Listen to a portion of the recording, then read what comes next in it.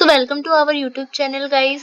Guys आज हम करने जा रहे हैं वैल्यू एडिशनल कोर्स जिसमें हमारा सब्जेक्ट है ethics and values in Asian Indian traditional. तो आज हम इसका यूनिट नंबर 3 करने जा रहे हैं।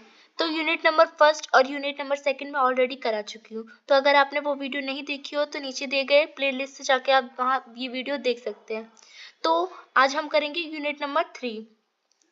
तो जो ethics and value in Asian Indian traditional है, इसमें टोटल है वो 3 यूनिट्स हैं और ये लास्ट यूनिट है।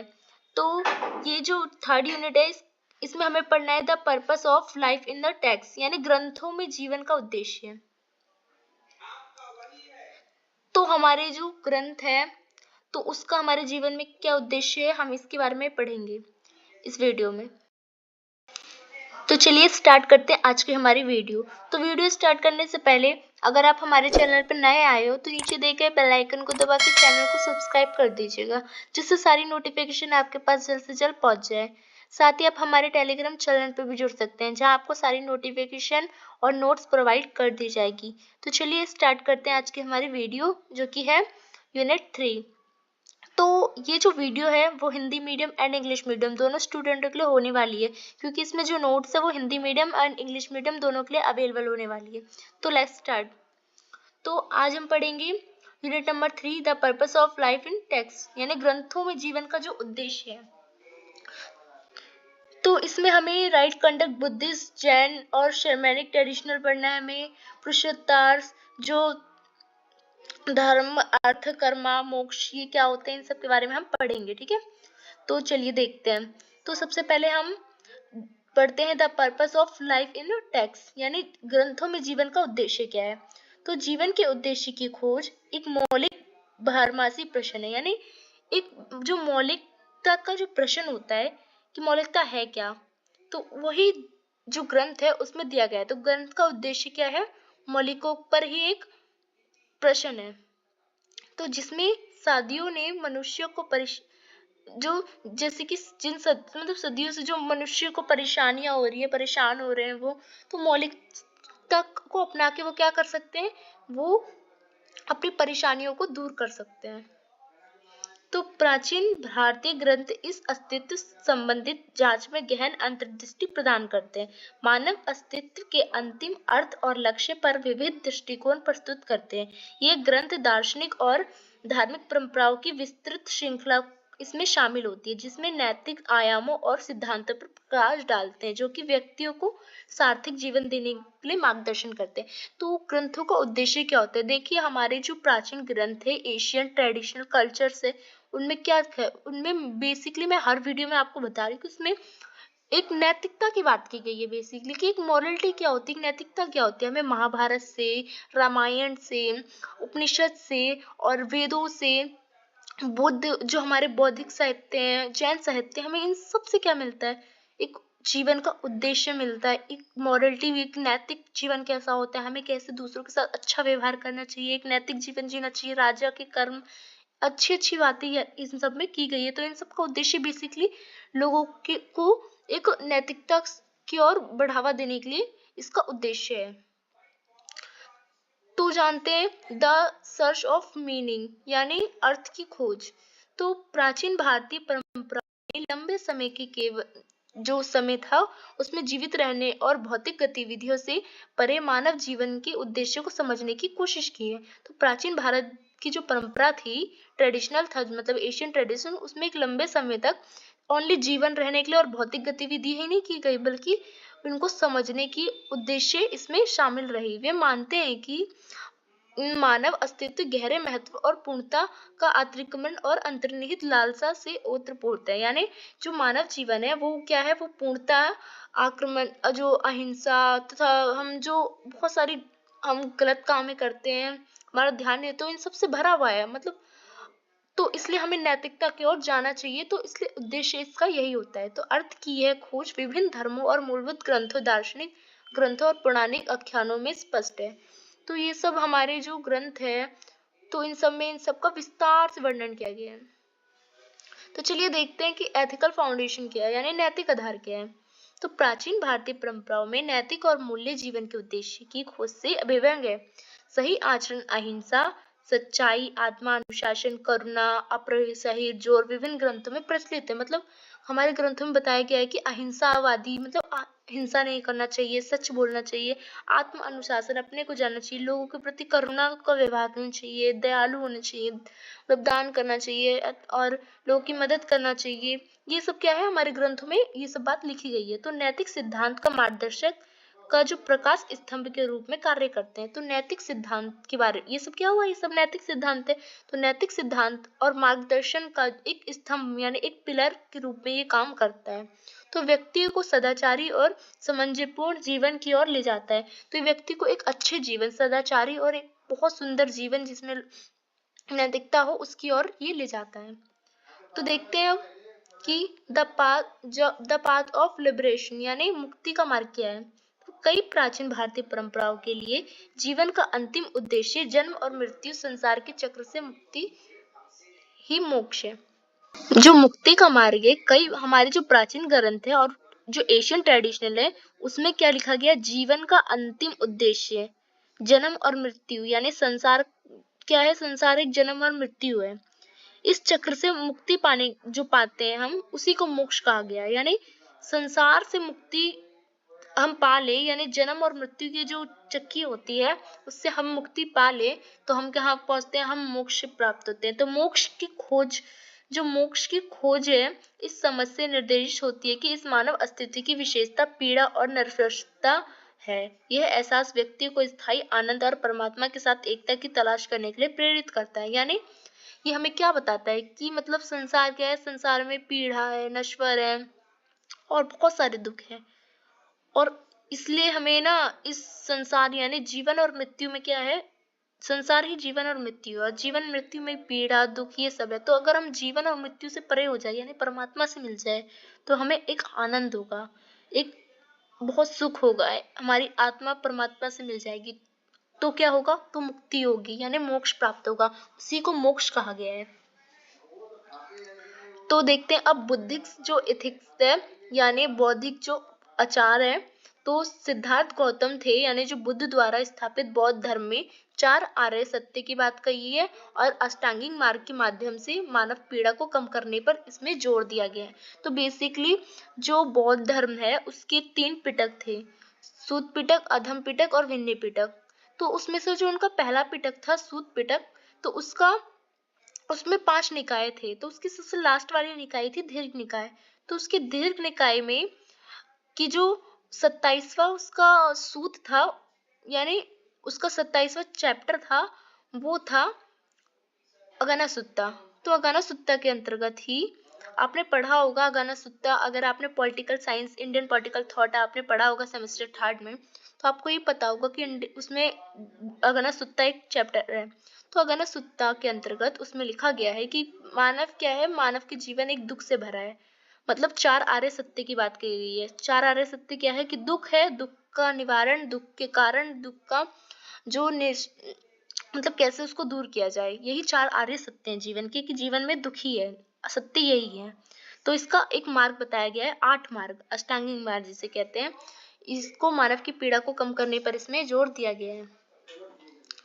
तो चलिए जानते हैं हम। तो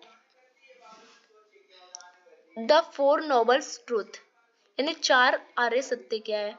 तो दुख है, दुख के अस्तित्व, उसकी उत्पत्ति और उसकी समाप्ति और उसकी मुक्ति का मार्ग, ये आर्य सत्य। मतलब जीवन में क्या है, जीवन में दुख है, जीवन में दुख का अस्तित्व है, और उसकी उत्पत्ति, उसकी समाप्ति, उसकी मुक्ति और उसके कैसे छुटकारा पाया जाए, यही बस जीवन का 4 आर्य सत्य है।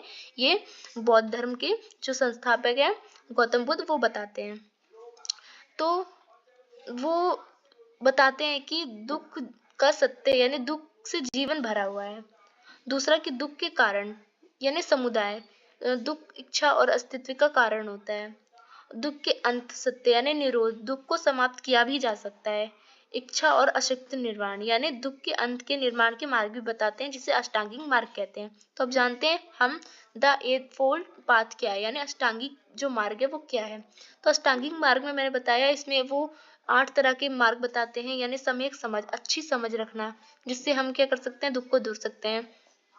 और सही सम्यक दृष्टि, सम्यक वाणी, अच्छा बोलना, यानी सम्यक दृष्टि, सम्यक वाणी, सम्यक इरादा, सम्यक कार्य, अच्छा कार्य, सम्यक जीवन यानी अच्छा जीविका, सम्यक प्रयास, अच्छी प्रयास करना, सम्यक संचेतना, अच्छी सोच रखना, सम्यक एकता, सबसे एक से मिलकर रहना, इससे क्या होगा, दुख का निवारण होगा। तो ये बताते हैं गौतम बुद्ध, जीवन के 4 सत्य और अष्टांगिक मार्ग। अब देखते हैं जैन एथिक्स, यानी जैन आचार में क्या क्या गया। तो जैन धर्म में भगवान महावीर द्वारा स्थापित एक प्राचीन भारतीय ग्रंथ जन्म और मृत्यु के चक्र से मुक्ति की खोज पर इसमें भी केंद्रित किया गया है। तो जैन सभी जीवित प्राणियों की शाश्वत आत्मा यानी जीवों के अस्तित्व में विश्वास करते हैं। वो जीवों के अस्तित्व में विश्वास करते हैं और अहिंसा अभ्यास को, मतलब अहिंसा को नुकसान से बचाने तक, मतलब वो अहिंसावादी धारणा की, मतलब कहते हैं वो कोई भी हिंसा नहीं होना चाहिए। सही आचरण पर जैन दृष्टिकोण ने 3 रत्नों और 5 प्रतिज्ञाओं पर आधारित किया। जैसे बौद्ध ने 4 आर्य सत्य और अष्टांगिक सिद्धांत बताए हैं, वैसे ही इन्होंने 5 जो 3 रत्न और 5 प्रतिज्ञा है उसके बारे में बताया। तो देखते हैं द 3 जिलीवर्स क्या है, यानी 3 रत्न क्या बताए इन्हें। सम्यक आस्था, ब्राह्मण की जैन अवधारणा और मुक्ति के मार्ग में विश्वास। यह दृढ़ विश्वास किसी भी जीवित प्राणी आपस में जुड़े हुए किसी भी जीवित प्राणी के खिलाफ हिंसा गलत है, यानी ये अहिंसा को गलत बताते हैं। और सम्यक ज्ञान यानी अच्छा ज्ञान से तात्पर्य है, मतलब ये 5 पदार्थों जीव अजीव के ज्ञान से ये बताते हैं कि सम्यक ज्ञान, अच्छा ज्ञान होना चाहिए जीव का भी और अजीव का भी। मतलब पुद्गल, कर्म और आकाश, 9 तत्व और 12 अंता के बारे में वो बताते हैं। तीसरा बताते हैं सही आचरण, यानी सम्यक आचरण रखना चाहिए, जैसे गौतम बुद्ध ने बताया था, बिल्कुल ये वैसा ही है। अब ये द 5 वर्ल्स बताते हैं, यानी 5 प्रतिज्ञाएं, मतलब इसको कैसे हम इसको अपने जीवन में इसको दूर कर सकते हैं। तो अहिंसा के मार्ग से कर सकते हैं, हम सत्य बोल के कर सकते हैं, हम चोरी ना करके कर सकते हैं, और ब्रह्मचार्य का पालन करके, और अपरिग्रह यानी गैर लगाव, यानी किसी से लगाव ना करके हम इस चीज का पालन कर सकते हैं। तो अब देखते हैं जो शैमनिक ट्रेडिशनल है, यानी शमनिक परंपरा है।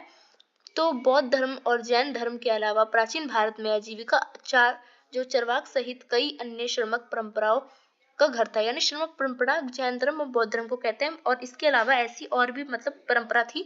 जो श्रमक परंपरा होती क्या है, जो भी मतलब ब्राह्मणवादी परंपरा होती है ना, उसका विरोध जो करती है उसी को श्रमक परंपरा वैसे कहते हैं।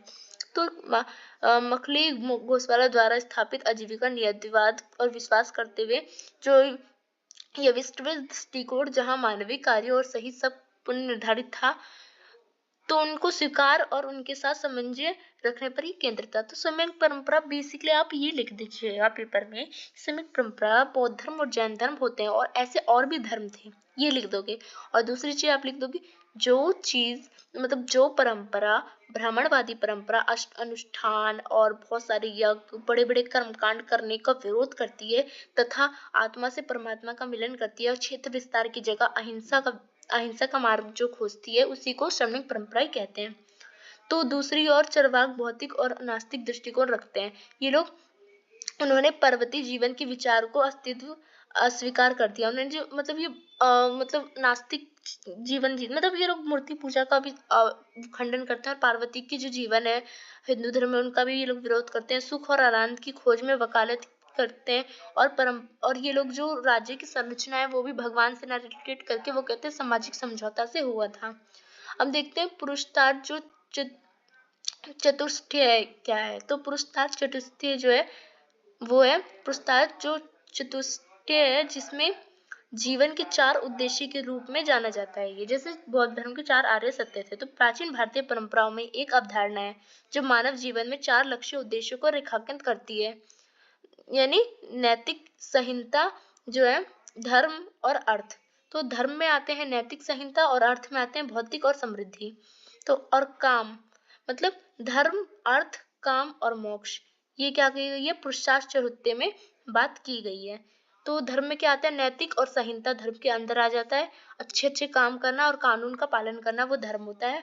अर्थ में आता है भौतिक चीजें और समृद्धि, यानी पैसा कमाना, भौतिक चीजों जो होती है, समृद्धि, अब जो पैसा कमाना वगैरह, इसमें अब काम आ जाता है कामुक और सुख। सुख की कामना करना और काम जो होते हैं अपने कार्यों को करना। मोक्ष होता है परम मुक्ति, यानी परमात्मा, आत्मा का परमात्मा से मिलन। तो यह आमतौर पर इस विचार को संदर्भित करता है कि मानव जीवन में इन 4 लक्ष्यों को संतुलित किया जाना चाहिए। तो पुरुषार्थ कहता है कि मानव जीवन में ये 4 सत्य होने चाहिए।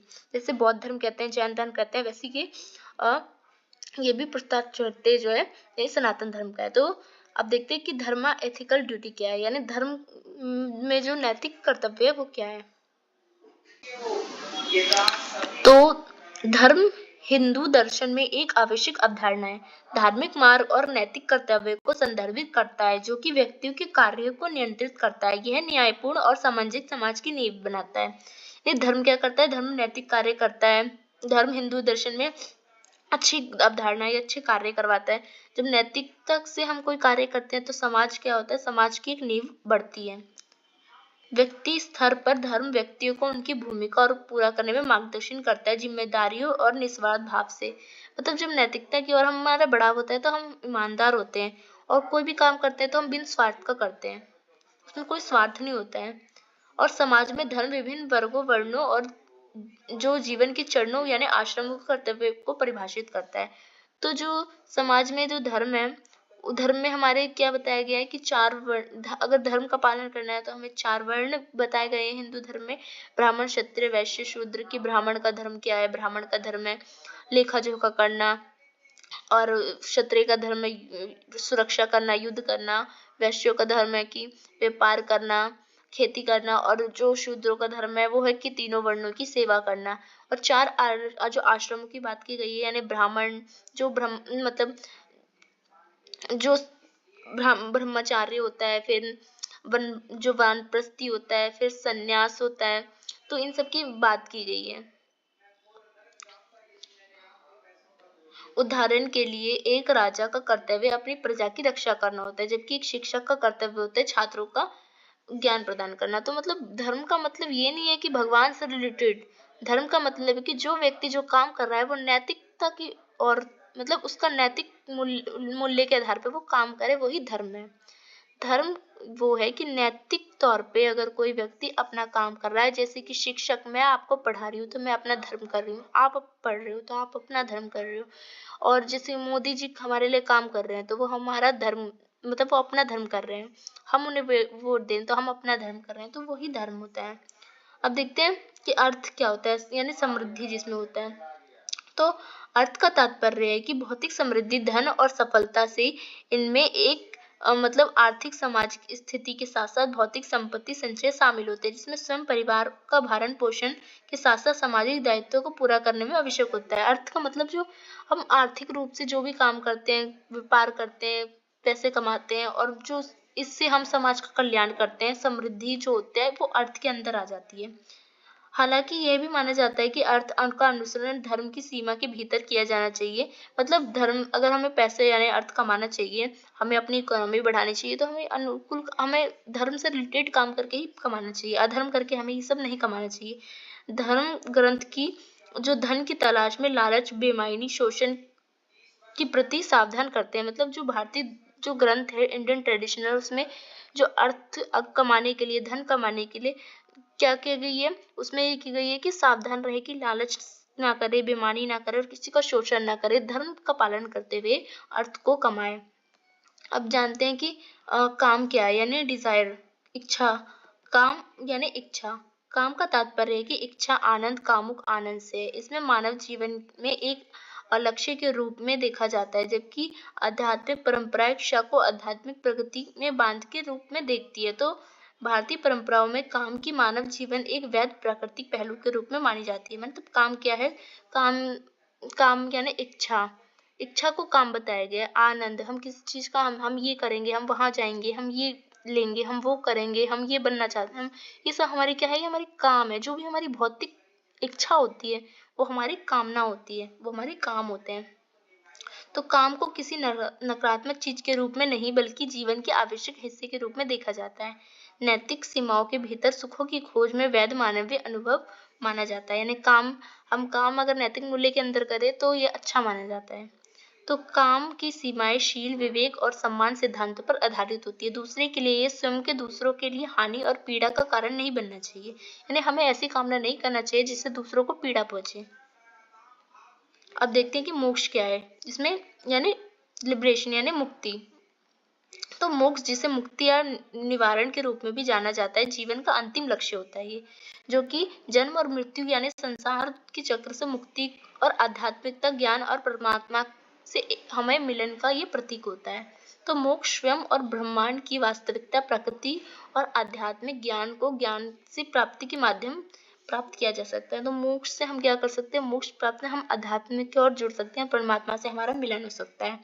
तो मोक्ष प्राप्त करने के लिए व्यक्ति विभिन्न मार्गों का अनुसरण करता है, जिन्हें योग के नाम से भी जानता है। कहते हैं ना, योग के माध्यम से ही हम परमात्मा को पा सकते हैं।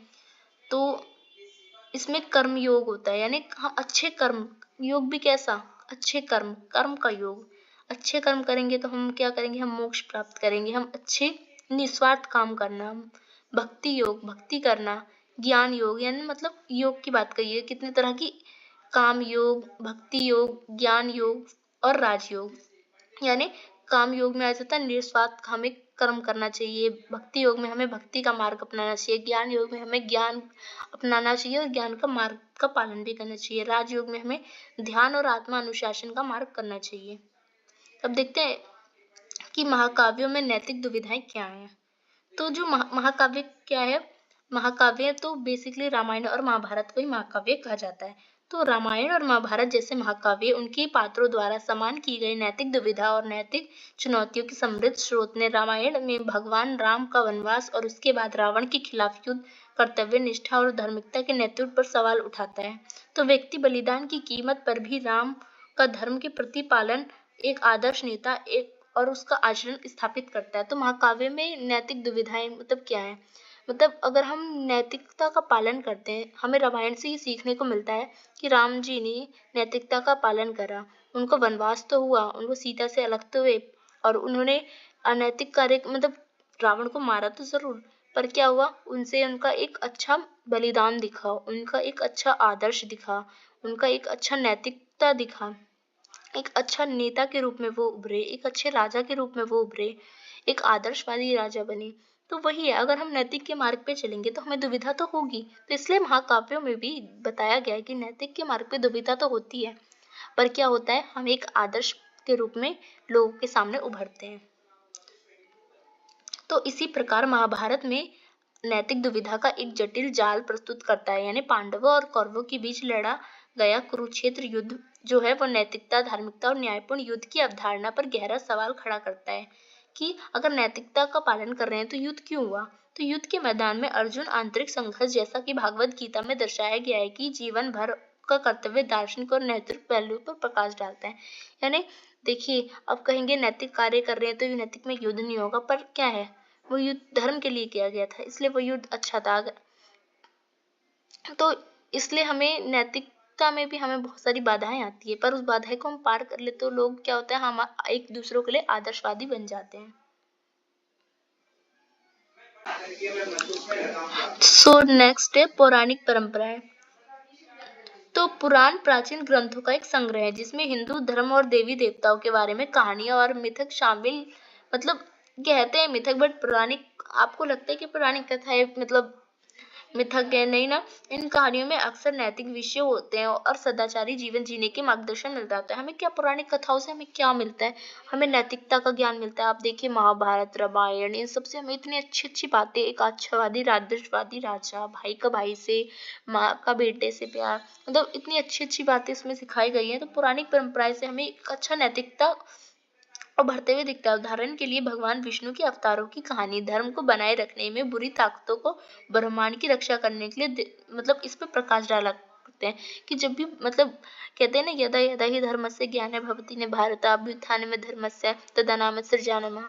यानी जब जब भगवान विष्णु कहते हैं कि मतलब श्री कृष्ण जब जब अधर्म का मतलब दुनिया में अधर्म बढ़ेगा तो मैं कोई ना कोई अवतार लेके आऊंगा और उस अधर्म को मतलब उस अधर्म को रोकूंगा। तो वही बात है कि इस पे प्रकाश डाला गया है कि ब्रह्मांड में अधर्म को जो अधर्म से रक्षा करने पे इस पे प्रकाश डाला गया है।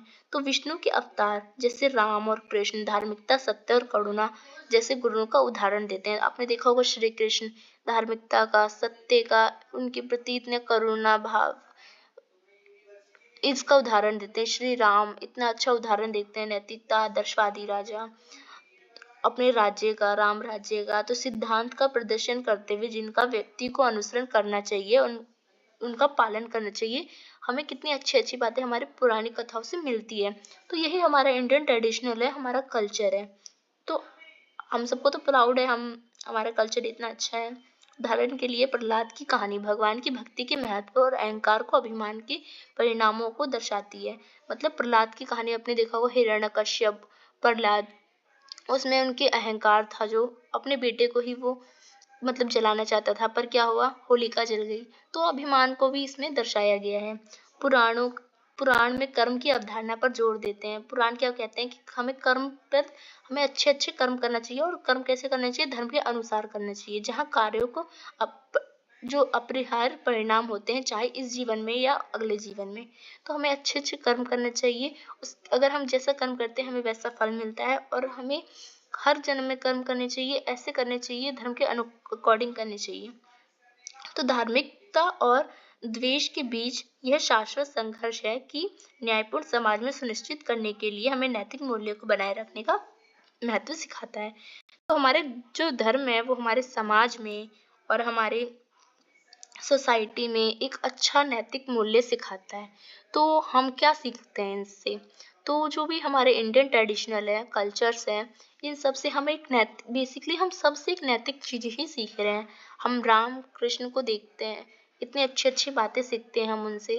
तो जितने भी हमारे जो ग्रंथ हैं और बौद्ध और जैन साहित्य भी हैं, इसमें भी नैतिकता की बेसिकली बात की गई है। तो अगर आपको ये वीडियो अच्छी लगी हो तो लाइक कीजिए एंड दोस्तों में शेयर कीजिए। और आपके क्या विचार हैं इंडियन ट्रेडिशनल पे, आप ज़रूर कमेंट सेक्शन में बताइए। सो धन्यवाद।